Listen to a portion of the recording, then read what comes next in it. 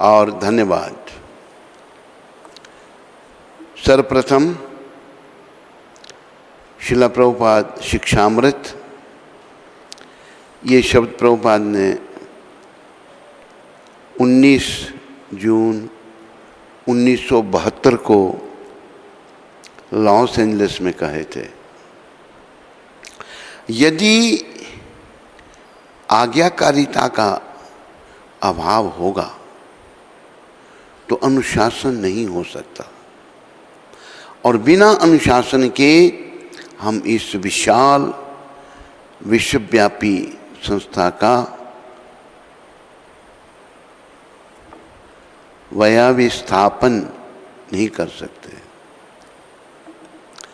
यहाँ श्रील प्रभुपाद कह रहे हैं आज्ञा पालन, आज्ञाकारिता। आज्ञाकारिता का अभाव होगा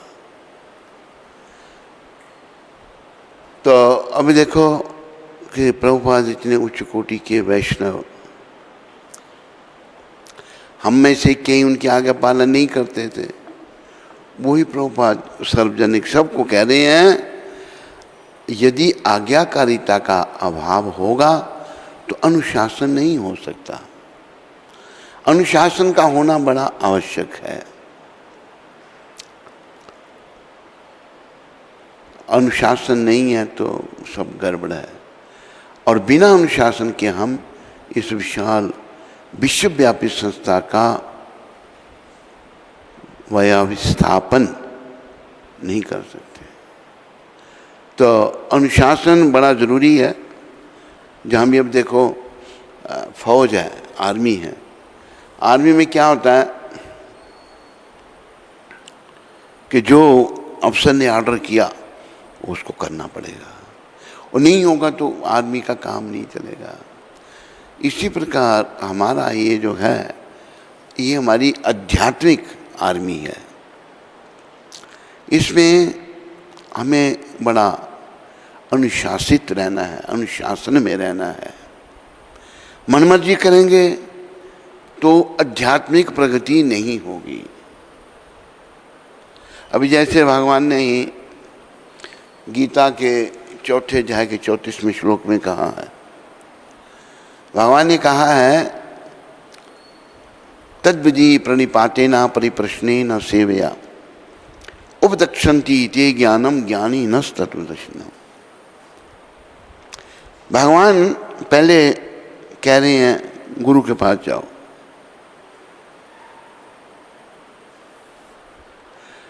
तुम गुरु के पास जाकर सत्य को जानने का प्रयास करो, उनसे विनीत होकर जिज्ञासा करो और उनकी सेवा करो। स्वरूप सिद्ध व्यक्ति तुम्हें ज्ञान प्रदान कर सकते हैं, क्योंकि उन्होंने सत्य का दर्शन किया है। तो अनुशासित रहने के लिए ये असल वैसे तो ये बात ये है कि हम जितने भी दुनिया में लोग हैं ना, हम अनुशासन विहीन हैं। हमने भगवान की आज्ञा पालन नहीं की, और भगवान स्वतंत्र हैं, हम उनकी संतान हैं, उनके बच्चे हैं। तो हमें भी स्वतंत्रता दी है भगवान ने, पर हमारी स्वतंत्रता आंशिक है, थोड़ी सी है। भगवान परम स्वतंत्र हैं, तो वो जो थोड़ी सी स्वतंत्रता हमें दी है भगवान ने, उसका हम लोग दुरुपयोग करते हैं, मनमर्जी करते हैं। इसलिए हम यहाँ बंधन में आ गए हैं। अभी पुनः हमको, जैसा कि प्रभुपाद शिक्षा दे रहे हैं, जैसा भगवान कह रहे हैं, ऐसा करके अनुशासन में रह करके पुनः अपने स्वरूप को प्राप्त करना है। ये जो हमारा भी स्वरूप है, ये जो मनुष्य शरीर में हम आए हैं, ये बड़ा दुखदाई है। इस संसार को भगवान ने घोषित किया है, मामोपेत्या पुनर्जन्म दुखालयम अशाश्वतम। जो जन्मा है उसकी मृत्यु है, और ये दुखों का घर है। तो हमारा स्वभाव सुखी रहने का है, लेकिन हम लोग अनुशासन विहीन होने के कारण भगवान से अलग हो गए और हम इसलिए दुखी हो गए, और यहाँ सुख नहीं मिल सकता। यहाँ सुख का प्रश्न है ही नहीं। त्रिलोकीनाथ भगवान इस संसार को घोषित कर रहे हैं दुखालय, ये दुखों का घर है। जो है ही दुखों का घर है, यानी कि कोई कारागार। एक और उदाहरण प्रभुपाद जी ने बड़ा अच्छा दिया है। कारागार जो है वो भी 3 प्रकार की कारागार है। प्रथम श्रेणी, द्वितीय श्रेणी, तृतीय श्रेणी। First class prison, second class prison, third class prison. कोई तृतीय श्रेणी की, जिससे बड़ा अपराधी है, तृतीय श्रेणी के कारागार में उसको रखा गया है, और बड़ा कष्ट है उसको, बहुत कष्ट है। और उससे काम करवाया जाता है। बेड़ियाँ पड़ी हुई हैं उसको, बेड़ियाँ। एक बार मैंने देखा था, कहाँ पता नहीं, बेड़ियाँ पकड़ के चलना पड़ता है उसको, पाँव में भाग नहीं सकता कहीं, बड़ा कष्ट, क्योंकि उसने ऐसा अपराधी है। एक बार जो तृतीय श्रेणी का कैदी, उसको काम कराते कराते जो कर्मचारी होता है वो काम करवाता है उससे, पुलिस का कर्मचारी, उसको वहाँ ले आया जहाँ प्रथम श्रेणी का कैदी रह रहा था। उधर साफ सफाई करने के लिए उसको ले आया। उसने देखा अंदर एक आदमी बैठा है, बड़ा अंदर अच्छा सोफा है, अच्छे कपड़े पहने हैं, रेडियो लगा है उसके पास। तो वो उसको पूछता, भाई ये कौन आदमी अंदर? कहते ये कैदी है। कहते कैदी तो मैं हूं। कहते नहीं, ये प्रथम श्रेणी का कैदी है। तो प्रथम श्रेणी का कैदी क्या होगा? जो बड़ा पैसे वाला है, और प्रथम श्रेणी। द्वितीय श्रेणी का कैदी क्या होगा? जो उससे कम पैसे वाला। तृतीय श्रेणी का कैदी जो बड़ा गरीब है। हम सब यहाँ कैदी हैं। अभी जैसे एक और उदाहरण दिया है, ट्रेन है, रेल में आदमी सफ़र कर रहा है, एक फर्स्ट क्लास में सफ़र कर रहा है, एक सेकंड क्लास में और एक थर्ड क्लास में। थर्ड क्लास आज भी है, वैसे ख़त्म। Third class unreserved third class है। एक बार अनरिजर्व में हमने सफ़र किया था, वहाँ नानी याद आ गई, बुरी हालत, बड़ी हालत खराब। तो एक फर्स्ट क्लास में सफ़र कर रहा है बड़े आराम से, एक द्वितीय श्रेणी में उससे कम आराम, एक थर्ड क्लास बिल्कुल परेशान। लेकिन जब प्लेटफॉर्म आता है सभी को उसी पे उतरना पड़ता। फर्स्ट क्लास को भी फर्स्ट क्लास वाला ये नहीं कह सकता कि मैं यहाँ नहीं उतर सकता, इधर थर्ड क्लास का उतर रहा है। प्लेटफॉर्म, मृत्यु सबकी है, सबको उस प्लेटफॉर्म पे उतरना है। तो हमें इन बातों को समझना है कि अनुशासित रहना है। हम अनुशासनहीन हैं तो ऐसे महात्मा जब प्रकट होते हैं वो अनुशासन सिखाते हैं। वही प्रभुपाद जी आज की शिक्षा में सिखा रहे हैं। अगर यदि आज्ञाकारिता का अभाव होगा, प्रभुपाद कहते हैं मेरी आज्ञा नहीं आप सुनोगे, अभाव होगा तो अनुशासन नहीं हो सकता। और बिना अनुशासन के हम इस विशाल विश्वव्यापी संस्था का व्यावस्थापन नहीं कर सकते। अनुशासन तो प्रभुपाद कृपा से हम सबको ये सीखना है और अपने जीवन को सफल करना है। बोलो पतित पावन शिल प्रभुपाद की जय जय जय प्रभुपाद, जय जय जय प्रभुपाद, जय जय जय जय जय प्रभुपाद, जय जय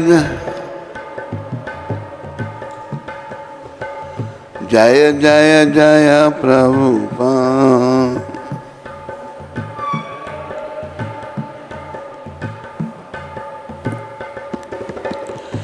जय जय श्री कृष्ण चैतन्य नित्यानंद, जय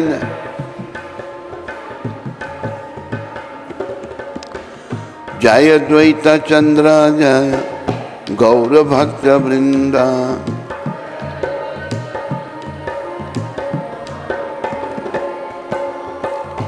कृपा करी सबे मेली करह करुणा,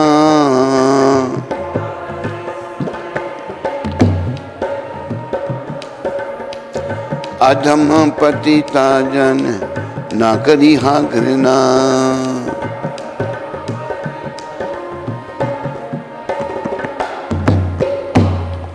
बोलो श्री कृष्ण चैतन्य महाप्रभु की, बोलो नित्यानंद द्वैताचार्य गदाधर श्रीवास ठाकुर की, बोलो समस्त गौर भक्त वृंद की, बोलो इन सब के देने वाले पतित पावन शिल प्रभुपाद की। तो आज 80वां दिन है। 80 दिन पहले गौर कथा प्रभुपाद कृपा से और गौर भगवान की कृपा से, उनके पार्षदों की कृपा से, उनके भक्तों की कृपा से प्रारंभ हुई थी। आज गौर कथा का 80वां दिन है और जैसे जैसे समय बढ़ता जा रहा है, गौर भगवान की लीलाएं जो 500 साल भगवान ने की, वो भगवान संवरण करने जा रहे हैं।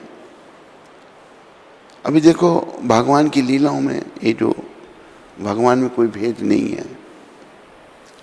थोड़ी सी एक बात मैं आपको बताना चाहता हूँ। एक राजा थे, बड़े भक्त थे, राम जी के भक्त थे वो। तो जब वो कथा सुनते थे राम जी की, कोई ऐसा प्रसंग आता तो राजा बड़ा भावुक हो जाता था। मतलब अतीत की बातों को वो सच मानते थे राजा। तो जो पंडित जी कथा सुनाते थे वो बीमार हो गए और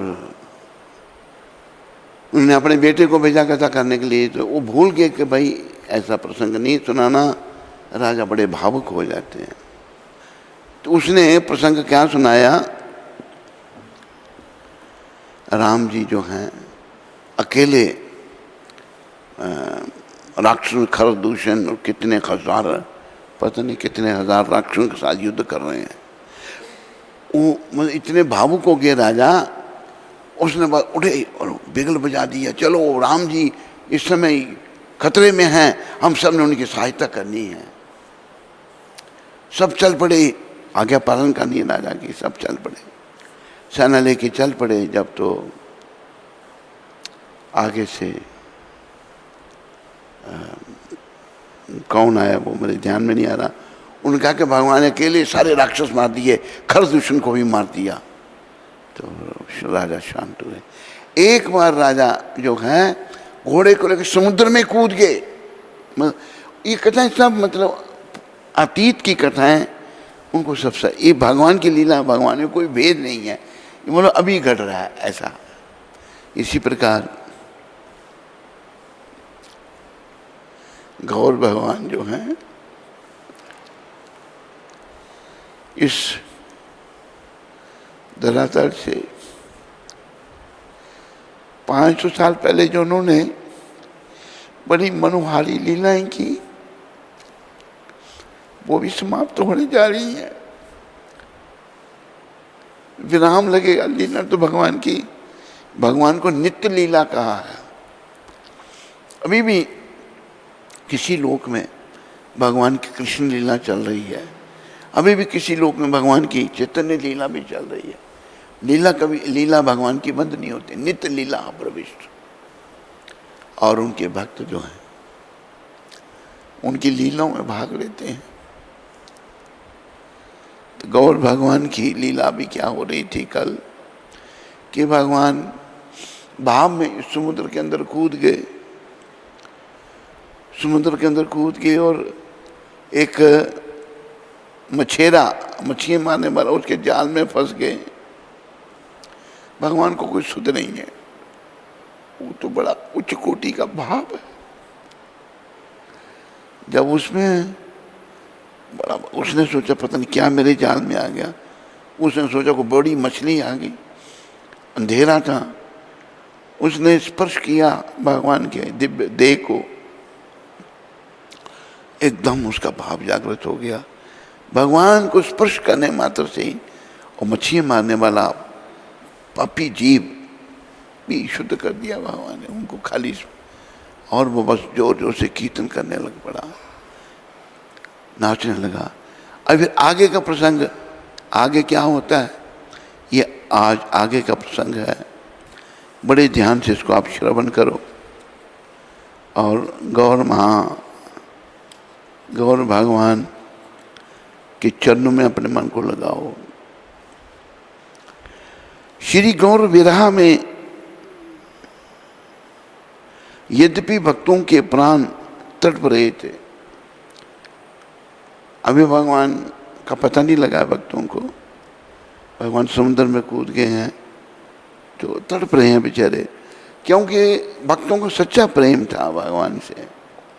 हमारा झूठा प्रेम है, क्योंकि हम माया जाल में पड़े हुए जीव हैं, हमारा भगवान के चरणों में सच्चा प्रेम नहीं है। पर प्रयास कर रहे हैं भाई, लगे रहेंगे प्रयास करते करते एक दिन सच्चा प्रेम भी हो जाएगा।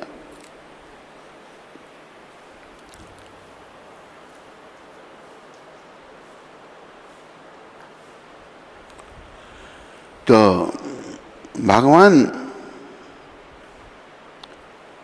के विरह भक्त लोग तड़प रहे हैं, फिर भी उनकी टोली बन बनकर चारों दिशाओं में घूम रही है। टोलियां बनाकर भक्त ढूंढ रहे हैं भगवान को। गौर हरि कहाँ गए? ढूंढते ढूंढते प्रातः काल हो गया। श्रील स्वरूप गोस्वामी के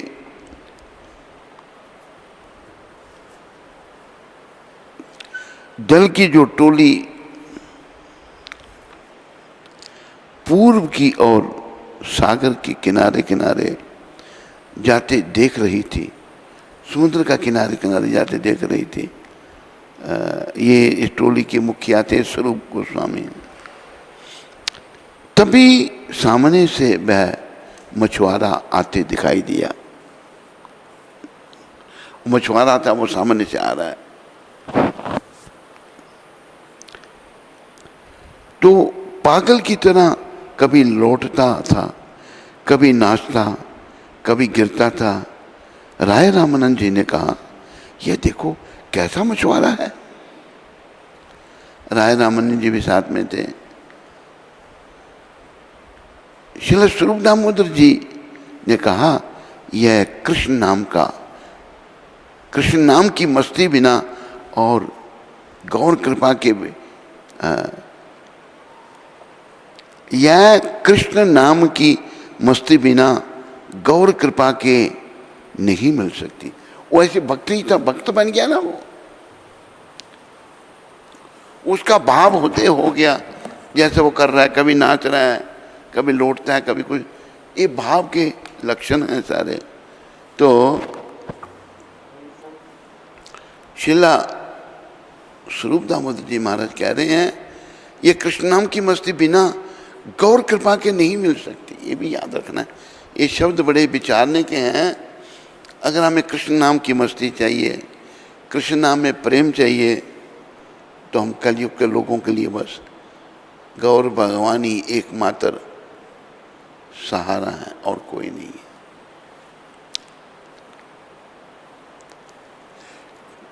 जो कृष्ण नाम में मस्त होते हैं,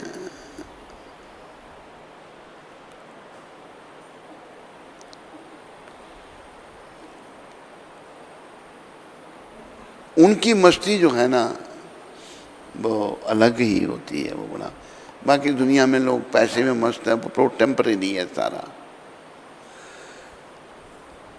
जरूर इस मछुआरे का हमारे महाप्रभु से संपर्क हुआ है। देखो श्रील स्वरूप दामोदर भी वो विशाखा जी के अवतार हैं, वो भी समझ गए इस बात को।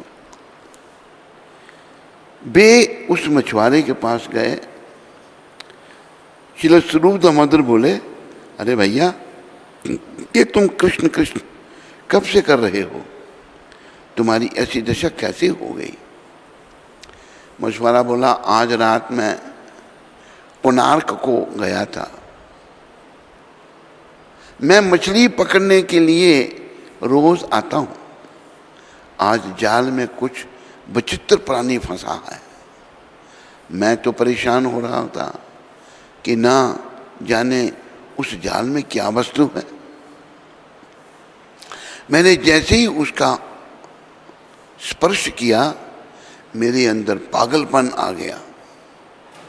वो नहीं समझ सकते ना, पागलपन आ गया, लगता है कोई भूत था। भगवान को ये समझ रहा है वो। श्रील स्वरूप दामोदर बोले, कैसा दिखता था?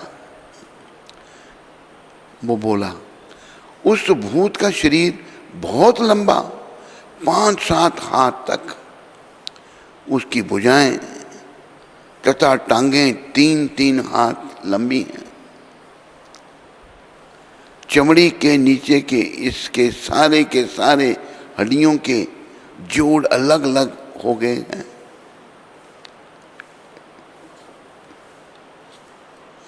और पूरी तरह से ढीले हो चुके हैं, कोई इसे देख नहीं सकता, ना उसे देखने का कोई जीवित रह जा सकता है। उस भूत ने शव का रूप धारण कर लिया है। तो क्या समझे वो, किंतु उसकी आंखें खुली हुई हैं। कभी वह घों घों का शब्द करता है और कभी अचेत पड़ा रहता है। मैंने उस भूत को प्रत्यक्ष देखा है और वह मेरे चारों ओर घूम रहा है। किंतु यदि मैं मर जाऊं तो मेरी पत्नी तथा बच्चों की देखभाल कौन करेगा? मैं कोई ओझा को ढूंढने जा रहा हूं। और तो जो भूत प्रेत निकालते हैं, और मैं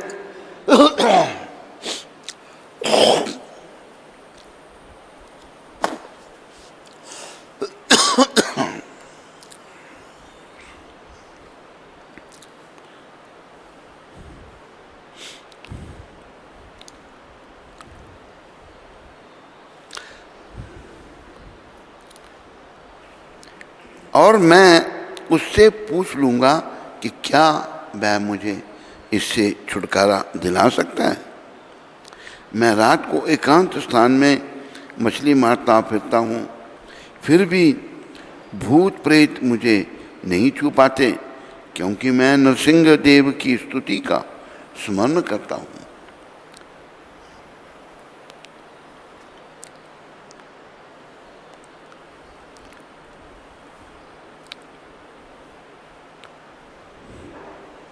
किंतु ये भूत मेरे द्वारा नरसिंह मंत्र का उच्चारण करने पर दूनी शक्ति से मुझे पछाड़ देता है। यदि आप वहां जाएंगे तो वो आपको भी पकड़ लेगा। यह सुनकर श्रील स्वरूप दामोदर इस बात की पूरी हकीकत समझ गए। वे उस मछुआरे से मधुर वाणी में बोले, मैं एक प्रसिद्ध ओझा हूँ। ओझा में भूत निकालने वाला। और मैं जानता हूं कि तुम्हें इस भूत से कैसे छुड़ाना होगा। तब उन्होंने कुछ मंत्र पढ़े और मछुआरे के सिर पर अपना हाथ रखा। उन्होंने उस मछुआरे को 3 थप्पड़ लगाए, एक इधर एक इधर और एक इधर। थप्पड़ लगाकर कहा, अब भूत भाग गया है, डरो मत। यह कहकर उन्होंने मछुआरे को सांत्वना दी। अब वह कुछ सामान्य हो गया। तब शिला स्वरूप दामोदर ने मछुआरे से कहा, ये महाशय, जिसे तुम भूत मान रहे हो वास्तव में भूत नहीं बल्कि पूर्ण पुरुषोत्तम भगवान श्री कृष्ण चैतन्य महाप्रभु हैं। प्रेम के आवेश के कारण भगवान महाप्रभु समुद्र में गिर पड़े हैं। कैसा भाव था भगवान का। महाप्रभु कितने भाव में थे और तुमने उन्हें अपने जाल में पकड़कर उनकी रक्षा की है। उनके स्पर्श से तुम्हारा सुप्त कृष्ण प्रेम जाग उठा है। अभी देखो, यहां एक विचारने की बात है। विचारने की बात क्या है? शिला स्वरूप दामोदर जी महाराज कह रहे हैं कि सारे बता रहे हैं नहीं, भूत नहीं है, वो तो भगवान है, पूर्ण पुरुषोत्तम है।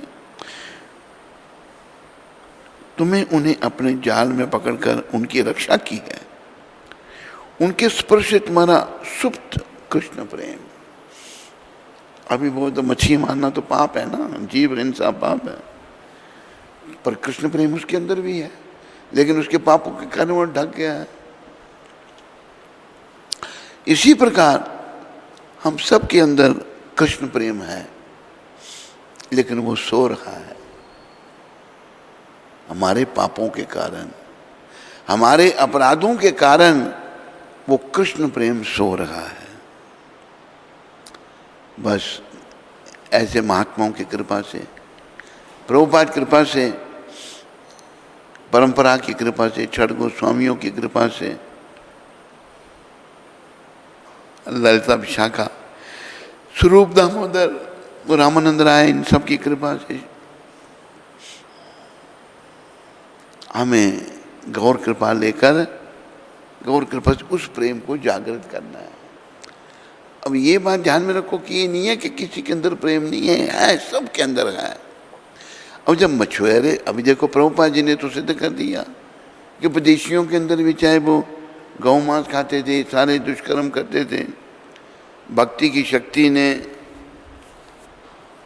प्रभुपाद जी ने उनके अंदर भी कृष्ण प्रेम को जागृत कर दिया।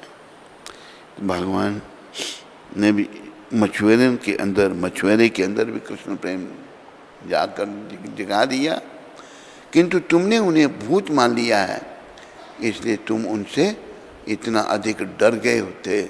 अब मुझे दिखाओ मैं कहाँ है। मछुआरे ने कहा, मैंने महाप्रभु को कई बार देखा है, किंतु वह यह नहीं है, यह शरीर तो अत्यंत विकृत शरीर है। मछुआरे ने भी पहले देखा होगा उनको। शिला स्वरूप दामोदर ने कहा, भगवान महाप्रभु का शरीर भगवान के प्रेम के कारण विकृत हो जाता है।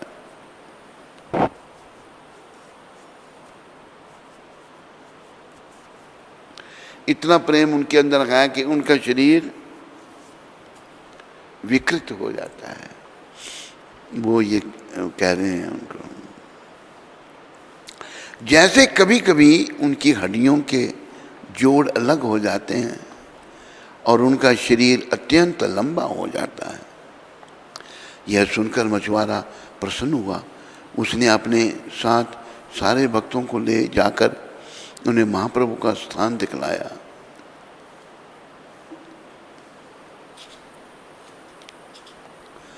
महाप्रभु भूमि पर लेटे थे। उनका शरीर लंबा तथा जल से सफेद रंग हो गया था। लंबा और पानी से रंग सफ़ेद हो गया था। वे सर से पांव तक भालू से सने थे। भालू यानी रेत सारे शरीर में लग गई थी भगवान के, इससे सने थे। भगवान महाप्रभु का शरीर लंबा हो गया था और उनकी चमड़ी ढीली होकर लटक रही थी। उन्हें उठाकर लंबी दूरी तक घर ले जाना असंभव था। भक्तों ने उनका गीला कोपीन हटाया और सूखा कोपीन पहनाया। तब उन्होंने भगवान महाप्रभु को उत्तरी वस्त्र पर लिटाकर उनके शरीर की भालू हटाई, रेत जो लगी थी उसको हटाया। जहाँ से महाप्रभु को छूते थे लगता था गल के शरीर गिर जाएगा। जहाँ से महाप्रभु को छूते थे ऐसा लगता था कि गल के शरीर गिर जाएगा। ये कैसा आवेश! तब उन सब ने भगवान महाप्रभु के कान में श्री कृष्ण का उच्च स्वर से पवित्र नाम लेकर संकीर्तन किया। कहीं सवेरे जाकर उन्हें चेतना आई, सुबह जाकर भगवान को चेतना आई। तब महाप्रभु जी ने अपने आपको कोणार्क समुद्र तट पर पड़े देखा। जब भगवान ने अपने आप को वहां देखा तो भगवान अभी क्या सोच रहे हैं, अरे मैं यहां कैसे आ गया, मुझे क्या हो गया है। उस समय श्रीमद् महाप्रभु की अर्धवाह्य अवस्था थी। आधे वो भगवान अभी बाह्य रूप में, अंदर रूप में, अंतर रूप में। आप उठकर अनन्य मनसक भाव से, अन्य मनसक भाव से इधर उधर देखने लगे। फिर कुछ देर में सजल नयनों से स्वरूप दामोदर से स्वरूप दामोदर के मुख की ओर देखा। श्री स्वरूप दामोदर जी को देखते ही ललिता जी का आवेश हो जाता था। स्वरूप जी जो है ललिता जी के अवतार थे। श्रीमन महाप्रभु करुणा स्वर में बोले, अरे ललिता, आज ही रात के समय बंसी बजी थी और तुम कहती थी ना आज रात जल विहार होगा। मैं यमुना जी के दर्शन करता करता, भगवान समुद्र को यमुना समझ बैठे थे,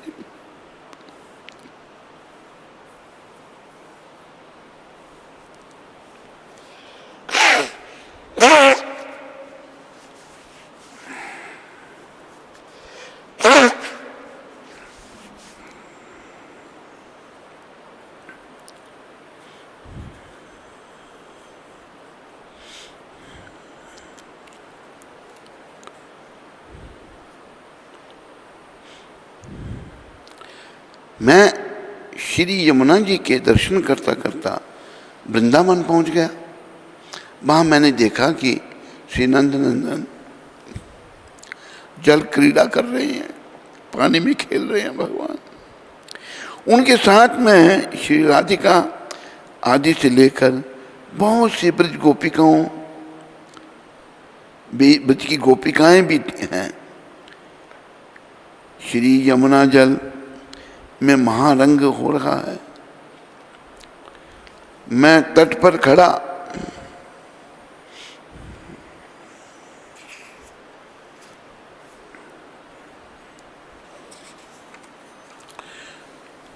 हुआ, यह सब कौतुक देख रहा था। शिला स्वरूप एक सखी मेरे को संग लेकर दिखा रही थी। भगवान श्याम सुंदर ने आज जल विहार किया। गोपियों ने बड़ी सुंदर नौका का निर्माण किया था। मेरे प्रीतम मेरी प्रतीक्षा कर रहे थे, हाथ बढ़ाकर मुझे नौका पर बिठाया और फिर हम दोनों यमुना में सैर करने लगे। यह कहकर श्रीमद् महाप्रभु प्रेमावेश में गोपियों के साथ श्री कृष्ण की जल केली का विस्तार से वर्णन करने लगे। ब्रज युवतियों के साथ श्री श्याम सुंदर की जल केली लीला परम निगूढ़ रहस्यपूर्ण लीला है, निगूढ़ रहस्यपूर्ण। ब्रज रस का रसिक हुए बिना इसके मर्म को जानना असंभव है। ये जो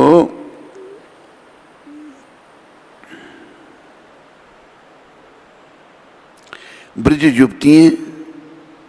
युवतियों के साथ श्री श्याम सुंदर की जल के लिए लीला परम निगूढ़, मतलब इसको हम जैसे मूर्ख क्या समझेंगे, रहस्यपूर्ण लीला है। ब्रज रस का रसिक, जो ब्रज रस का रसिक है, ब्रज का रस जो है सबसे दिव्य रस है, माधुर्य रस है।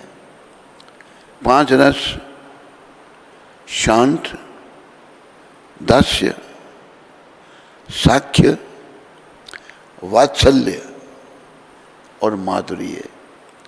ये जो भगवान का माधुर्य रस है ना, ये सबसे उच्च कोटि का रस है।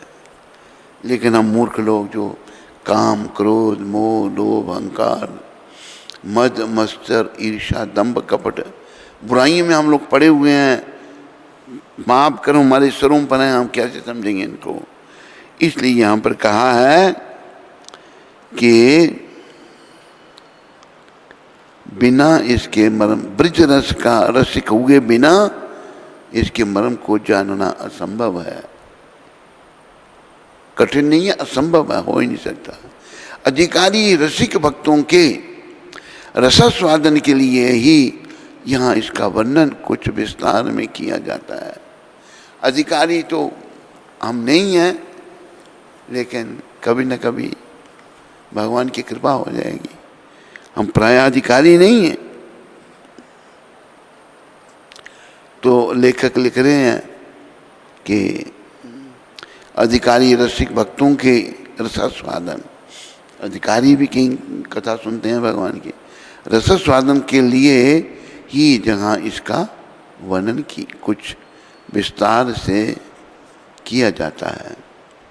श्रीमद् महाप्रभु स्वयं इस परम रहस्य पूर्ण लीला कथा के वक्ता हैं एवं उनके अंतरंग भक्त उनके श्रोता हैं। इस प्रकार विस्तार से जल के लिए लीला का वर्णन करके श्रीमद् महाप्रभु विलाप करने लगे, रोने लग पड़े भगवान, और उनके नेत्रों से टपर टपर अश्रुपात होने लगा। उस समय आपके दोनों नयन कमलों में से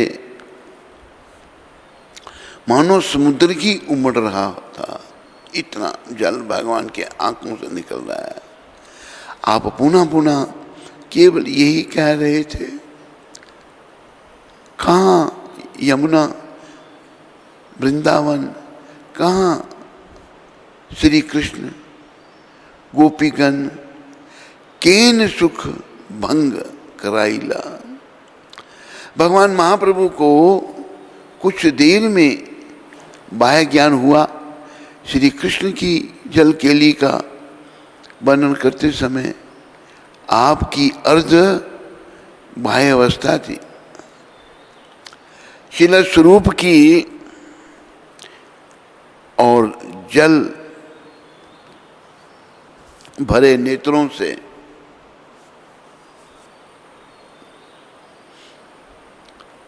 देखकर केवल यही कहने लगे, तुम लोगों ने मेरा सारा स्वप्न तोड़ दिया और मुझे यहाँ ले आए। तुम लोग यहाँ मुझे क्यों ले आते हो?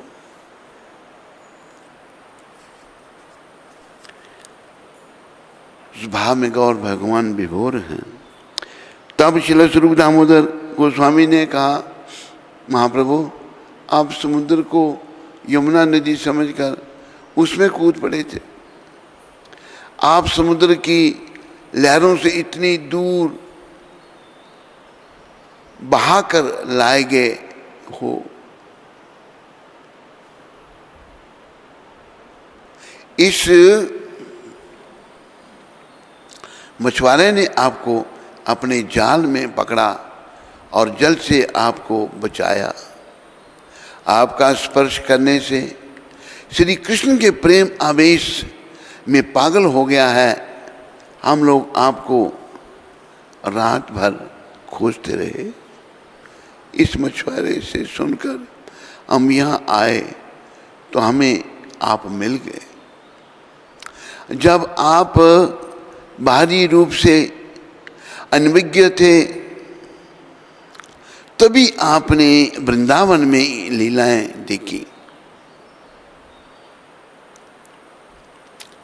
किंतु जब हम लोगों में आपको देखा तो हमारे मनों में महान पीड़ा हुई। किंतु जब हम लोगों ने श्री कृष्ण के पवित्र नाम का उच्चारण किया तो आपको चेतना आई। आप श्री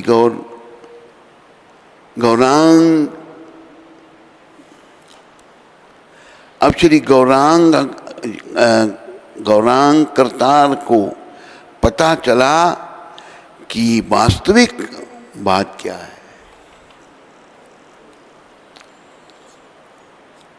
आप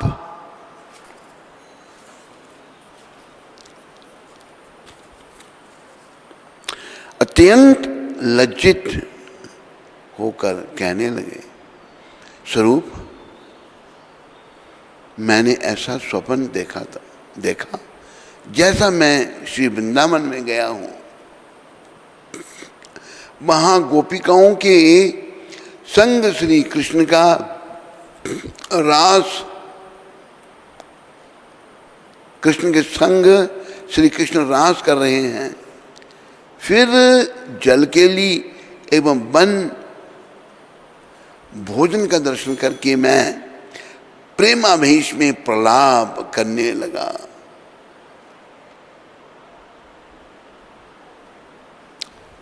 बस इतना ही मेरे को स्मरण है। इतना कहकर आपने निराशा एवं लज्जा से अभिभूत होकर मुख नीचा कर लिया। अरे भगवान भाव में बेचारे कुछ समझते नहीं है, वो भाव बड़ा ऊंचा है। अब जब उन्होंने समझाया तो भगवान थोड़ी सी लज्जा आ रही है और भगवान ने सर नीचा कर लिया, मुख नीचा कर दिया। श्रील स्वरूप दामोदर एवं श्री राम राय श्री गौर हरि को नाना प्रकार से धैर्य देकर बड़ी कठिनता से स्नान कराकर धीरे धीरे आश्रम पर लाए। आश्रम पर जब लाए, ऐसी लीलाएं एक दिन नहीं, 2 दिन नहीं, 3 दिन नहीं, 12 वर्ष तक होती रही। ऐसी लीलाएं भगवान की होती रही हैं। स्वयं श्री कृष्ण राधा बिना के राधा प्रेम के ताप को झेल रहे हैं।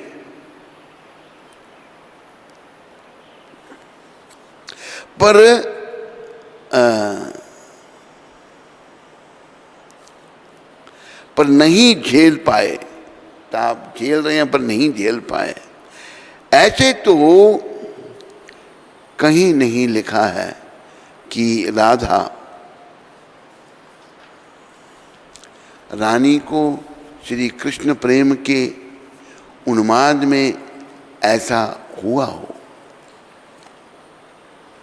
श्री राधा तो इतनी समर्थ हैं, कि हृदय में सारे प्रेम विकारों को हृदय के भीतर दबाकर पी गई। पर जब श्री कृष्ण राधा बने उस समय राधा रानी ने गोलोक में ठीक ही कहा था कि आप नहीं झेल पाएंगे। गोलोक में भगवान ने राधा रानी भगवान कृष्ण को कहा था कि आप नहीं झेल पाएंगे। वह राधा का ही कलेजा है जो कृष्ण विरहा को सहन कर सकती हैं।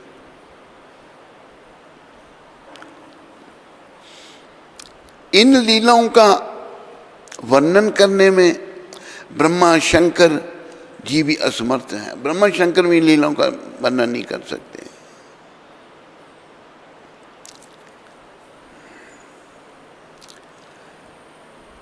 कितना कोई लिख पाएगा।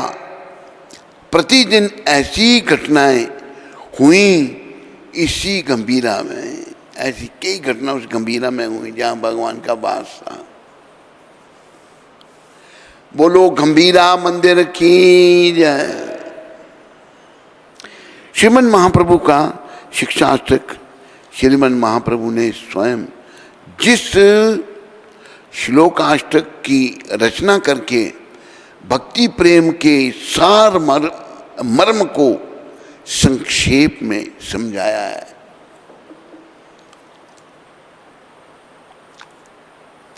उसी का नाम शिक्षाष्टक है। महानुभावों के कथनानुसार श्रीमन महाप्रभु ने इसकी शिक्षा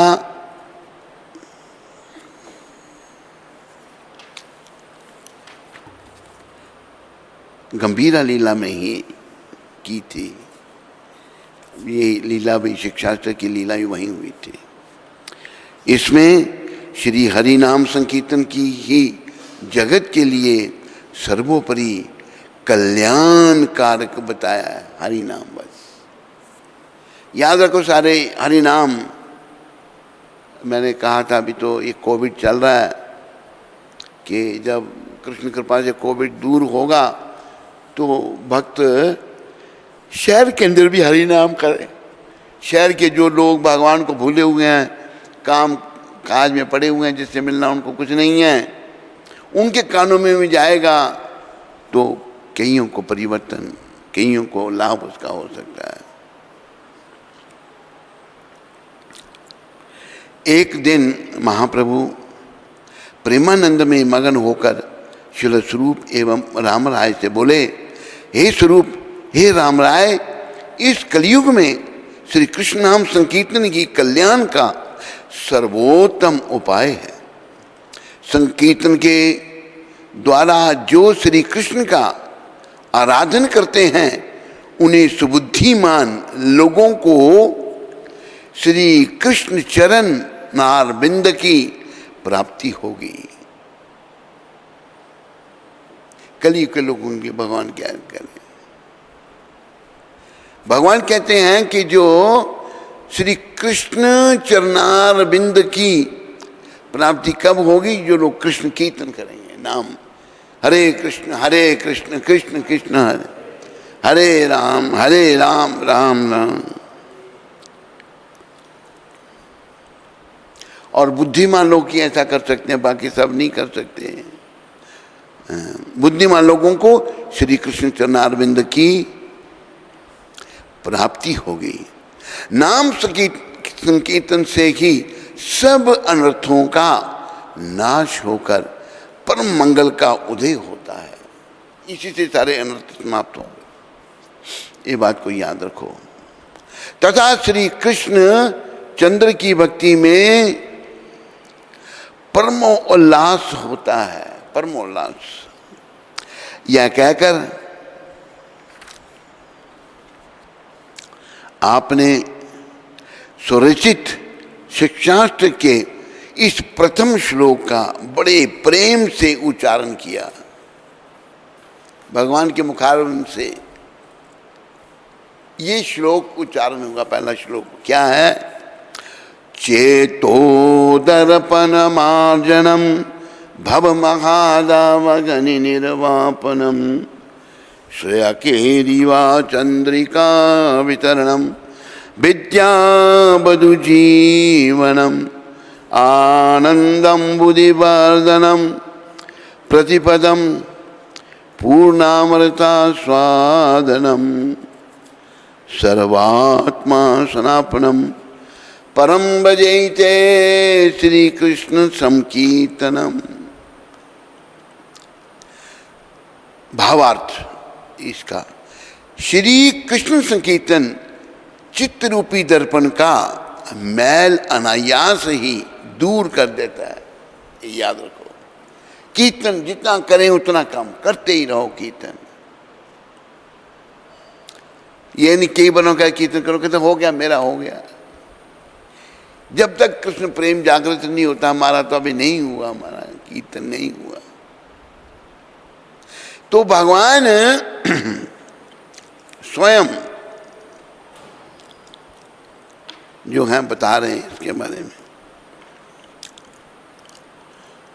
श्री कृष्ण संकीर्तन चित्त रूपी दर्पण का मैल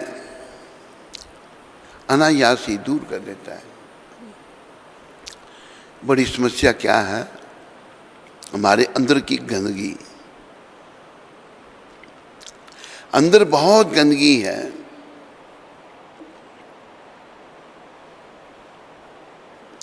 ये याद रखो, बहुत गंदगी क्या है। ये गंदगी शुरू कहाँ से हुई? भगवान के चरण में अपराध हुआ, उनसे लग रहा कि सुख भोगना चाहा, पतन हो गया, संसार में आ गए।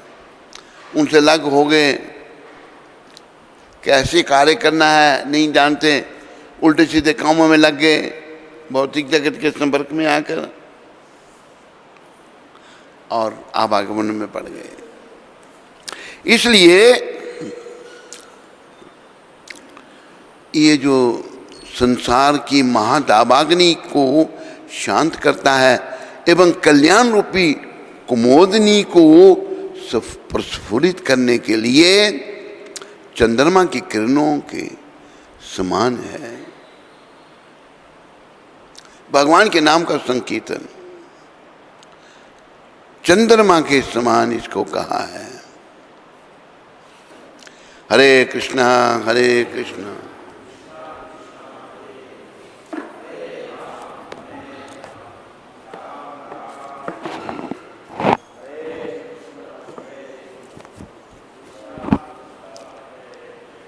हरे राम राम हरे कृष्णा कृष्णा हरे हरे राम राम राम। प्रस्फुटित करने के लिए चंद्रमा की किरणों के समान है और विद्या रूपी वधु का जीवन है। अर्थात इससे ही विद्या की सार्थकता है। यही आनंद रूपी समुद्र को बढ़ाने वाला है नाम संकीर्तन। पथ पथ में पूर्ण अमृत का आस्वादन कराने वाला और सर्वात्मा का तृप्ति करता। अतएव इस परम मंगल श्री हरि नाम संकीर्तन की जाएगा। भगवान कह रहे हैं, श्रीमन महाप्रभु सर्व विष्णा फल प्रद श्री कृष्ण नाम संकीर्तन की जय घोषणा करने हेतु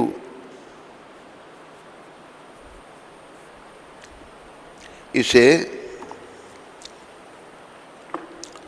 ही श्री कृष्ण प्रेम लाभ का एक सुख साध्य, सहज और सुलभ उपाय बताते हैं। याद रखो, महाप्रभु जो है इनाम संकीर्तन जो है इसी को, इसके द्वारा ही कृष्ण प्रेम लाभ का एक सुख साध्य, सहज और सुलभ उपाय बताते हैं। सतयुग में भगवान कह रहे हैं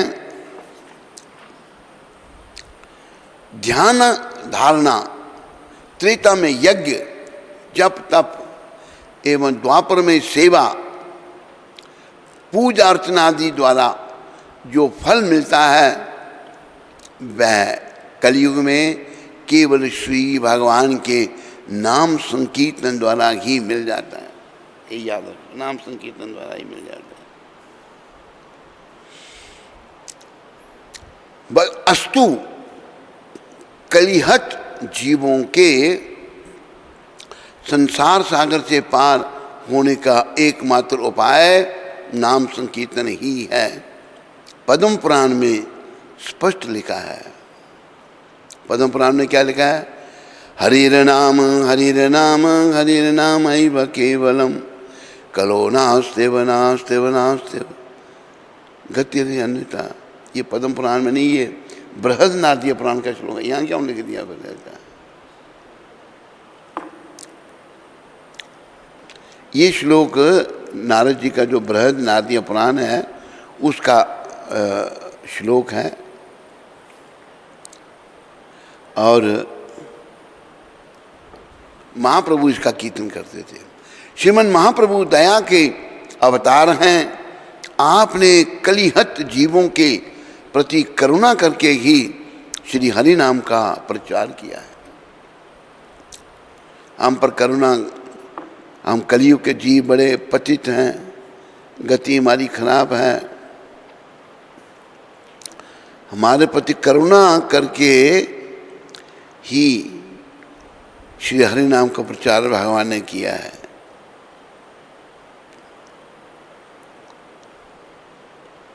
उपरोक्त श्लोक में आपने हरि नाम की परमोत्कर्षता का परिचय कराया है। निजकृत श्लोक की स्वयं व्याख्या करते हुए श्री गौर हरि ने पहले यही कहा है, श्री कृष्ण संकीर्तन द्वारा चित्त रूपी दर्पण का मार्जन होता है। नाम संकीर्तन से अंदर की गंदगी जाएगी, साफ सफाई होगी। अभी केवल एक प्रश्न उठता है प्रभुपाद के पास से, मैं कुछ कहना चाहता हूँ। केवल लोग एकदम जब तो कर रहे हैं पर कोई लाभ नहीं हो रहा। इसको तो रोज सुबह दिया जाता है, बहु जन्म करे यदि श्रवण कीर्तन तबो तन पाए कृष्ण पधि प्रेमाधन। बहुत जन्म तक कोई कृष्ण नाम का नाम संकीर्तन करता है तो प्रेम धन उसको नहीं मिल सकता। क्यों नहीं? अगर वो अपराध करता है तो। ये याद रखो, अपराधों के कारण कृष्ण प्रेम नहीं मिल सकता। और कृष्ण प्रेम को प्राप्त करना ही हमारे जीवन का उद्देश्य है, और कोई उद्देश्य नहीं है। ये सब ध्यान में रखो। तो चित्तरूपी दर्पण का मार्जन होता है। चित्तरूपी दर्पण के मैल क्या है? काम, क्रोध, मोह, मद एवं मत्सरता आदि। इन मलों से मलिन चित्तरूपी शीशे में श्री कृष्णचंद्र का स्वरूप नहीं भासता। एकमात्र श्री हरिनाम संकीर्तन के द्वारा ही चित्तरूपी दर्पण की मलिनता दूर होती है, और तभी उस चित्त के विशुद्ध सतोगुण का विकास होता है। फिर कहीं जाकर उसमें श्री भगवान मूर्ति की स्फूर्ति होती है। अतएव चित्त शुद्धि का एकमात्र उपाय है श्री हरिनाम कीर्तन। भगवान कह रहे हैं खुद ही, और कोई उपाय नहीं है। नाम संकीर्तन युग धर्म है, ये कलयुग का धर्म। कली पावन अवतार परम करुणा में श्री गौरांग सुंदर सर्वप्रथम इसी की जय घोषणा की है। दूसरी बात श्रीमन महाप्रभु ने यह बताई, श्री कृष्ण संकीर्तन के द्वारा जीव की भव महादाव अग्नि का शमन होता है। आग समुद्र में जब अपना जंगल में जब आग लग जाती है तो उसको पानी से नहीं कोई बुझा सकता। दावाग्नि कैसे शांत होगी? जब बरसात होगी भगवान की कृपा से, फिर वो दावाग्नि शांत होती है। इसी प्रकार ये जो दावाग्नि में हम जल रहे हैं, हमारा शरीर, हम जो संसार में कर्म बंधन में पड़े हुए हैं, कर्म भावानल क्या है? कर्म बंधन संसार, यातना विष, विषय विष, यही जीव की भव दावानल है। यातना विष, विषय, जहर, यही जीव की भव दावानल है। कर्म योग आदि के अनुष्ठान से कर्म बंधन नष्ट हो जाता है, परंतु उसके साथ साथ एक और नूतन कर्म का अंकुर उत्पन्न कर देता है। अतः कर्म योग आदि के द्वारा जीव की भव दावानल का शमन नहीं होता। ये भी याद रखो सारे।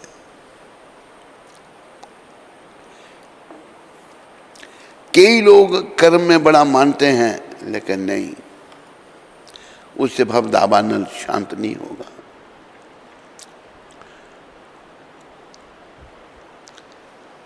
वरना कर्म बंधन उत्तरोत्तर बढ़ता ही जाता है। परंतु श्री कृष्ण संकीर्तन से जीव का निखिल कर्म पाश छिन्न भिन्न हो जाता है।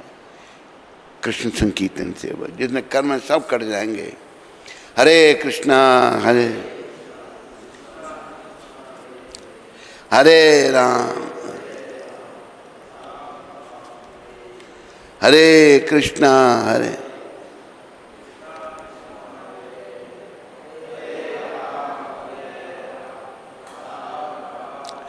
इससे दावानल शांत होगा। श्री कृष्ण संकीर्तन से जीव का निखिल कर्म पाश छिन्न भिन्न हो जाता है। कर्म बंधन का नाश हुआ नहीं कि संसार यंत्रणा एवं विषय विष उनके साथ ही नष्ट हो जाते हैं। फिर तो जीव के हृदय में शांति की गंगा बहने लगती है। मन को शांत करने का ऐसा सहज और सुलभ उपाय दूसरा नहीं है। बोलो महाप्रभु की जय। और कोई उपाय नहीं है, बस यही है, और कोई उपाय नहीं। इसके अनंतर श्रीमद् महाप्रभु ने कहा, क्या कहा? श्रीमद् भागवत में लिखा है, जिस प्रकार पापी जीव श्री हरि नाम संकीर्तन यज्ञ अनुष्ठान द्वारा सहज ही पाप से मुक्त होकर विशुद्ध हो जाता है, इस प्रकार ब्रह्मवादी मंत्रादि ऋषिगण द्वारा व्यवस्थित व्रत नियमाचरण एवं कर्मकांड अनुष्ठान द्वारा जीव की शुद्धि नहीं होती। शास्त्र में कथन किए हुए चंद्रायन आदि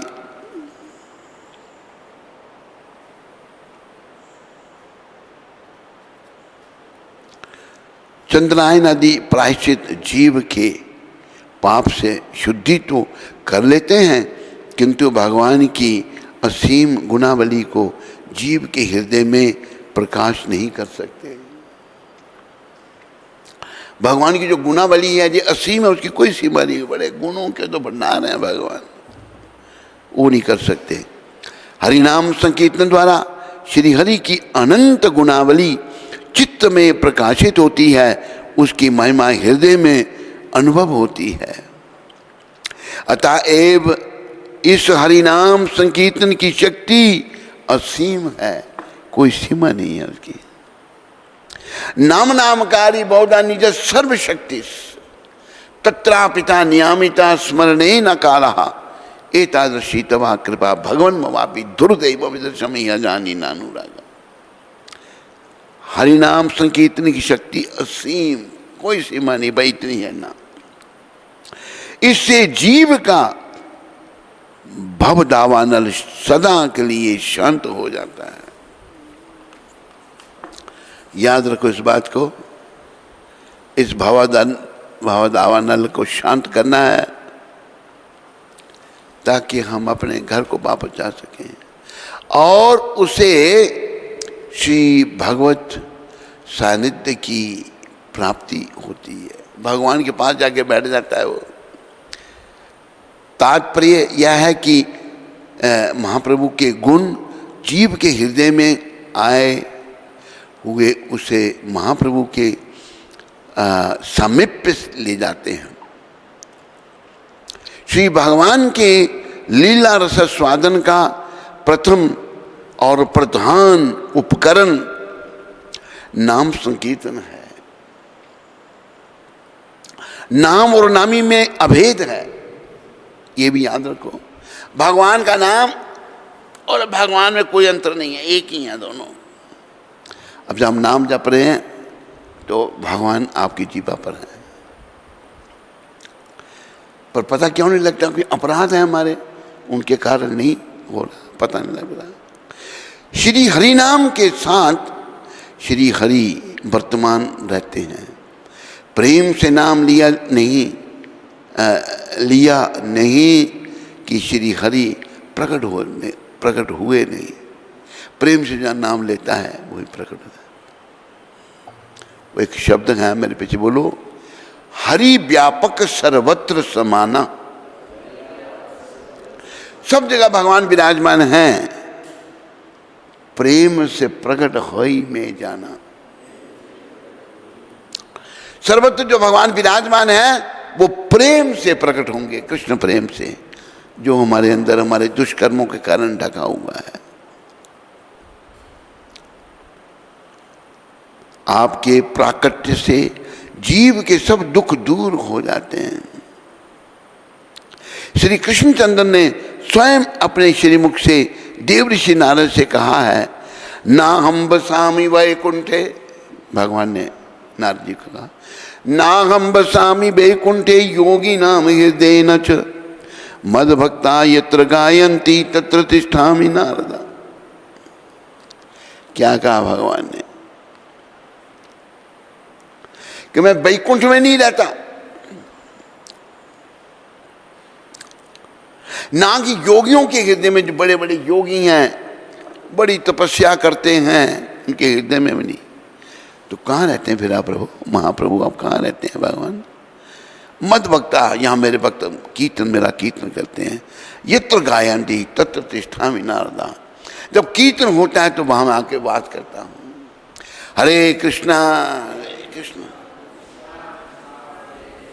हरे राम राम राम हरे कृष्णा हरे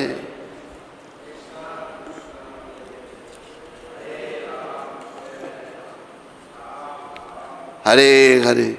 तीसरी बात, श्रीमन महाप्रभु यह कहते हैं, चंद्र उदय से जिस प्रकार कुमुद फूल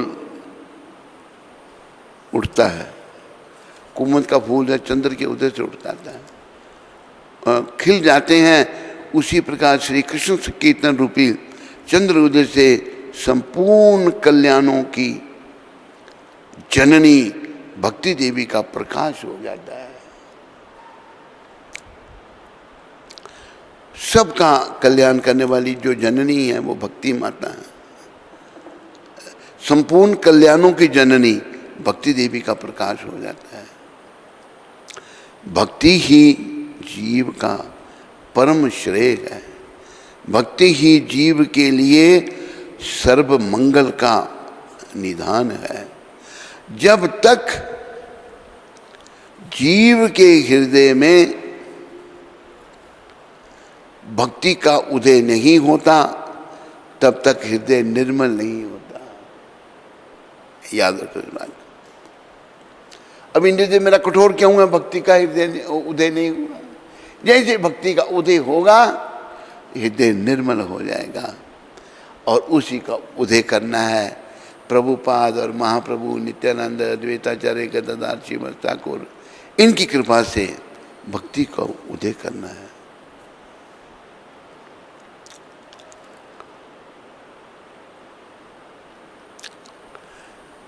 हृदय में भक्ति का उदय नहीं होता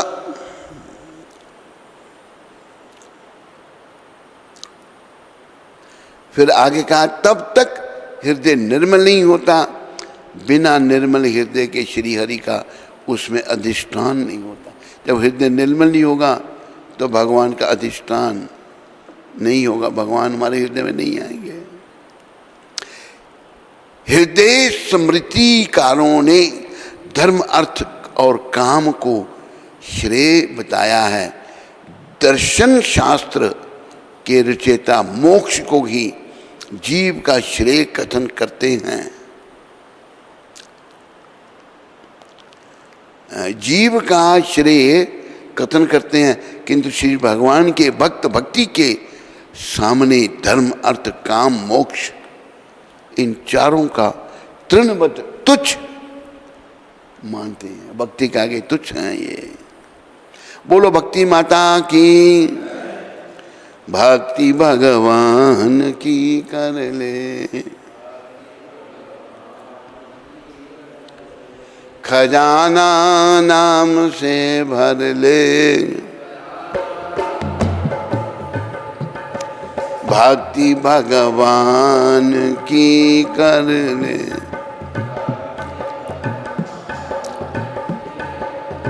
श्री भगवान की भक्ति के सामने धर्म अर्थ काम मोक्ष इन चारों को तृणवत तुच्छ मानते हैं।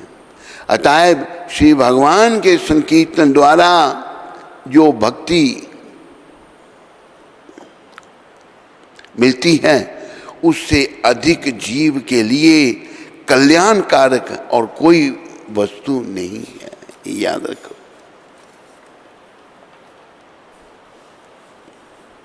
हरिनाम संकीर्तन निर्मल सरोवर है, इसी में भक्ति रूप कुमोदनी खिलती है। श्रीमन महाप्रभु की चौथी बात तो बहुत ही सुंदर है। इसमें आपने श्री कृष्ण संकीर्तन को विद्या रूपी वधू का जीवन, विद्या रूपी वधू का जीवन कथन किया है। शास्त्रकारों ने विद्या का वास्तविक अर्थ किया है रस विद्या तन्मत्रिया, अर्थात विद्या यदि है और जिससे श्री हरि के श्री चरणों में मति रति मति गति हो, दूसरे शब्दों में मति गति हो, दूसरे शब्दों में भगवत ज्ञान का नाम की विद्या है। भगवत शक्ति की दो वृत्तियां हैं, एक का नाम विद्या, दूसरी का नाम अविद्या। विद्या जीव के लिए मंगल रूपा है और अविद्या माया जीव के लिए बंधन का हेतु होने से अमंगल रूपा है।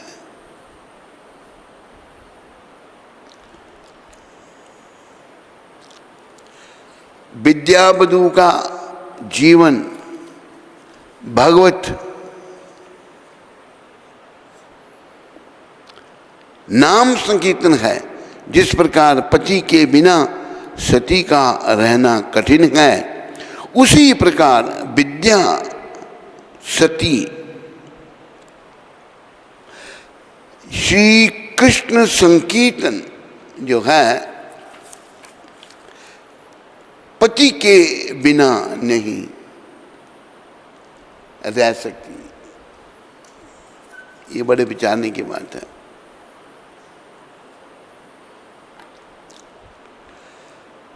श्री हरि नाम संकीर्तन जिसकी जीवा पर विराजमान है, उसी जीव का हृदय विद्या रूपी सती का भी अधिष्ठान है। विद्या भी वहीं वास करती है।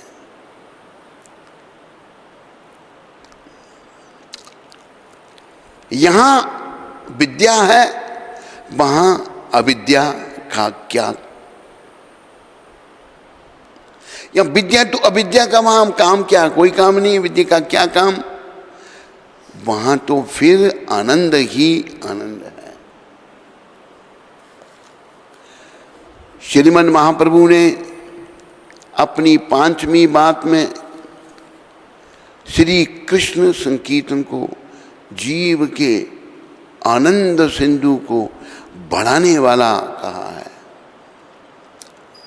सच्चिदानंद में श्री भगवान पूर्ण आनंद स्वरूप हैं, वे आनंद में हैं, जीव आनंद का अंश है।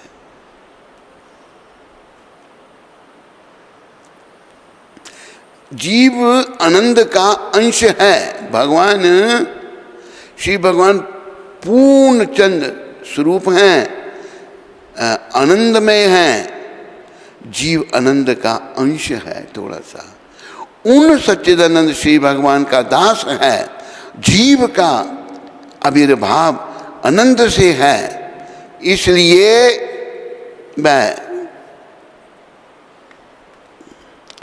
यह सदा आनंद व सुख की इच्छा करता है।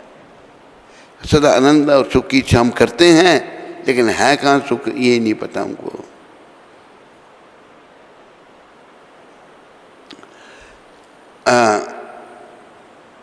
दुख को कभी नहीं चाहता, किंतु महाजाल में फंसकर यह अपने आनंद स्वरूप को भूल जाता है। जाल में फंसकर हम भूल गए अपने स्वरूप को। और खासकर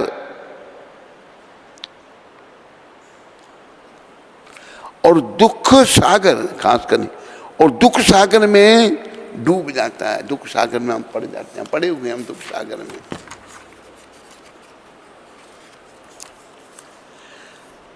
उस समय श्री हरिनाम संकीर्तन की इस जीव को दुख सागर से निकालकर आनंद सागर में स्नान कराता है। इसलिए मेरी सबसे निवेदन है, हरिनाम संकीर्तन जरूर करो। यहाँ होता रहा, प्रभुपाद कृपा से अभी कोविड के कारण बंद है। जैसे कोविड कृष्ण कृपा से खत्म हो, हरि नाम जरूर कीजिए। आम लोगों के लिए, आम लोगों को भी हरि नाम सुनाई देना, सुनाना, ये महाप्रभु ने स्वयं किया, सुनाया हरि नाम सबको। तो उनके बताए हुए मार्ग पर चलने के लिए हमको भी ऐसा करना चाहिए। इसी में जीवन की सफलता है।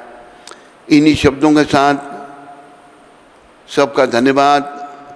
बोलो महाप्रभु की, बोलो गौर निताय भगवान की, बोलो सब गौर भक्त वृंद की, बोलो उन सब के देने वाले पतित पावन शिला प्रभुपाद की। हरे कृष्ण।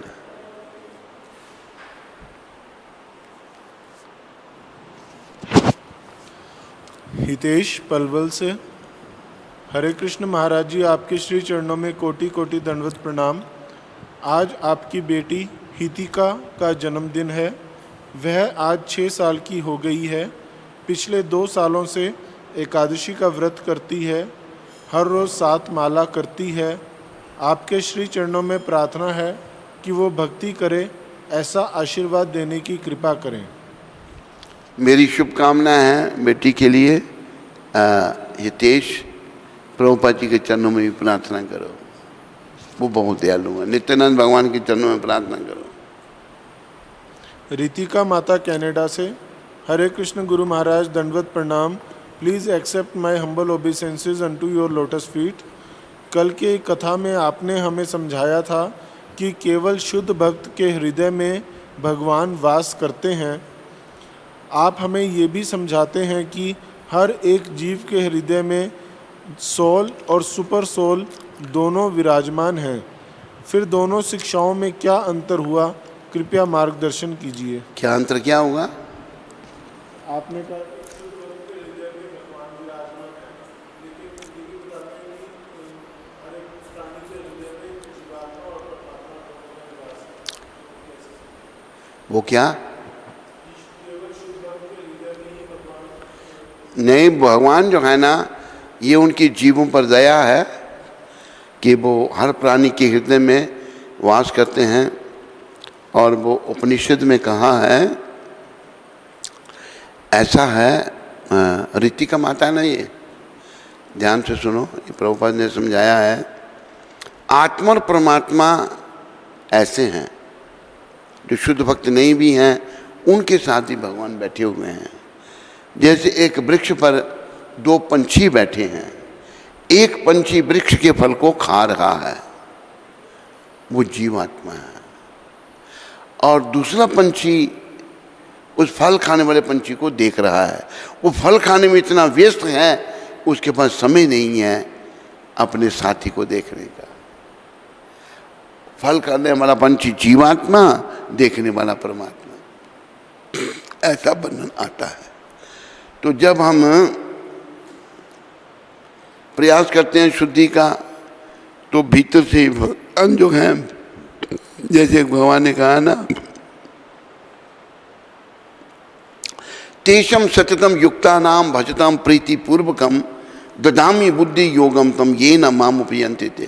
जो सतत मेरा भजन करता है, प्रेम से मुझे भजता है, तो उसको मैं बुद्धि योग देता हूँ, मैंने अक्ल देता हूँ, कैसे करना है, ये ऐसे ठीक नहीं है, इधर मत जाओ। भगवान अंदर से मार्गदर्शन करते हैं।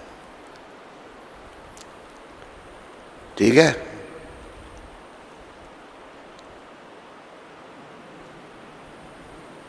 आदित्यजीत जोशी जलंधर से, हरे कृष्ण महाराज जी, दंडवत प्रणाम। महाराज जी, क्या हम घर में गोवर्धन शिला की पूजा कर सकते हैं? प्रभुपाद जी ने तो मना किया है। गोवर्धन शिलाएं जो हैं, वो गोवर्धन को नहीं छोड़ना चाहती, प्रभुपाद जी ने मना किया है। और कई केसेस में देखा गया, जो बड़े महान भक्त हुए उन्होंने की, पर हम महान नहीं हैं। और ऐसे वहाँ बताते हैं, केवल लोग शिलाएं ले जाते हैं तो उनको वो अच्छी फलीभूत नहीं होती, फिर वो वापस भेज देते हैं, पार्सल करके वहीं वापस भेज सकते हैं।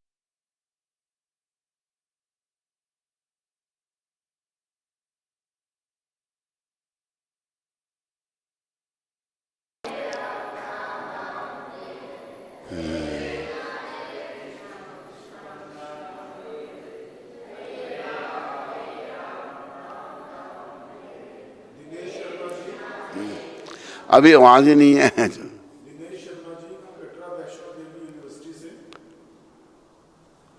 हरे कृष्ण गुरु महाराज जी, कि आपके चरणों में दंडवत प्रणाम। गुरु महाराज जी, आप कितनी सरलता से बोल देते हैं कि मेरे पास अब समय कम है, मैं गोलोक धाम चला जाऊंगा। हम लोग ये जानना चाहते हैं, हम लोग ये जानते हैं कि एक दिन हम सब ने शरीर छोड़ना है, पर ये सुन के मन विचलित हो जाता है कि आपके जाने के बाद हम जैसी पतित आत्माओं का क्या होगा, हमारा मार्गदर्शन कौन करेगा? ये हमारा मोह है या आपके प्रति प्रेम है कि हम एक्सेप्ट नहीं कर पाते कि आप इस संसार से चले जाएंगे? कृपया मार्गदर्शन करें। देखो, निर्भर करता है। अभी देखो, प्रभुपाद थे, उन्होंने इस आंदोलन दिया, वो भी चले गए बेचारे। इस संसार तो ऐसे ही है ना, यहाँ जो आया उसको जाना है। संसार में तो किसी को नहीं रहना। तो निर्भर करता है कैसी हमारी मनोदिशा है, कैसे हमारा भक्ति में कुछ वृद्धि हुआ है, ये निर्भर करता है।